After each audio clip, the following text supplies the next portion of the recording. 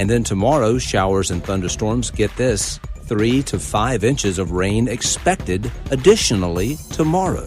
The best thing to do is stay at home. Obviously, there are other areas we've been mentioning already, the Garners Ferry Road area near the fort there, where there are literally apartment buildings underwater. I mean, just all over the Midlands, just depending on the low-lying areas. And we told you going into the weekend, if you're in one of those, you know where it was. Well, just imagine that about 10 feet higher, and that's what everybody's dealing with. Columbia, South Carolina curfew starts in an hour and 6 minutes, 6 to 6. Trooper David Jones from the South Carolina Highway Patrol is on the line with us. Tell us what's going on over at emergency preparedness in terms of our roads. And what we're seeing is that a lot of roads are starting to lose their integrity. Even though the asphalt may be solid on top, a lot of these roads are equipped with pipes underneath. Those pipes have failed.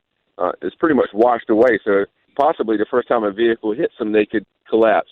So we're going ahead and closing some roads, and that's why we're asking motorists, please don't travel unless you have to, because the road you go down to get to the grocery store may not be there when you get back. Also, we see that a lot of these large rivers are starting to crest and starting to rise. So in urgent caution, we're going to go ahead and shut those bridges down. And here's Chief Dennis Ray from the Lugoff Fire Department. Hi, Chief. How are you? We are great this evening, much better than we were earlier today. We ended up by about 5 o'clock Sunday afternoon, had 4 water rescues from vehicles. We had over 30 houses that were submerged and had to get crews in the water to get those folks out. And then our creeks started coming up and dams started busting on some ponds. So we really had our hands full there for a while, stretched our resources. Right now, traffic, we still have 355 roads and 155 bridges closed. So no need to venture out today. 62 degrees as we say good morning to Jody Page. Good morning. The record rainfall, 18 inches or more in some places over the weekend, was severe enough to close a 75-mile stretch of I-95 between I-20 and I-26.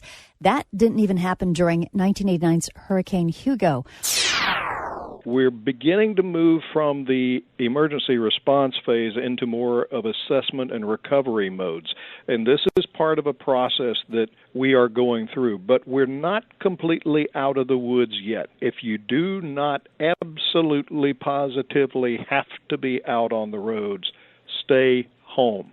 We are seeing situations where people are getting in their cars, driving up to barricades on roadways, moving the barricades out of the way, and then proceeding on. And that is a potential for absolute total disaster. The first time that we had heard the word leukemia, it was a shock. It's indescribable. You hear that word and it's just, you have no idea what that means. There's a reason for this, and we just have to be strong for Eli and for his older brother, and just show them that sometimes things happen and we don't understand why they happen, but we're going to look for the good. But here in my heart, I give you the best of my love. What is the one thing that's given your family the most confidence or comfort at Children's Hospital? The care that we get there. I mean, you're part of their family. I mean, and that starts with the doctors and definitely from the nurses, and then just all the different staff. They're a huge part of your life. When you're inpatient, obviously you see them 24 hours a day, but then even when you're not inpatient, when you're outpatient, you're seeing them once, twice, sometimes 3 times a week.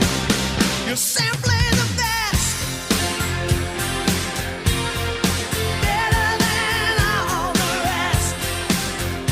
School and sports, especially, and church were super important to him, and so those things he doesn't get to do anymore. That's been the hardest thing for him, is just not being around kids his age, except when he goes to the hospital. And so as much as being inpatient was hard, for him that was fun because he got to be around other kids and he got to play with other kids and he got to interact and just be a normal kid because they're all in the same situations.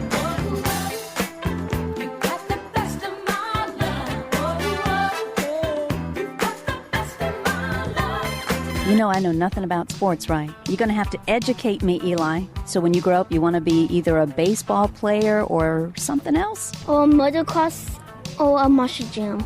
Motocross? Or what's the other thing? Muscle jam. What's that? It's big racing trucks. Monster Jam? Yes. I'm doing all right, getting good grades. The future's so bright. I gotta wear shades. You want to drive those things? Mm-hmm. And then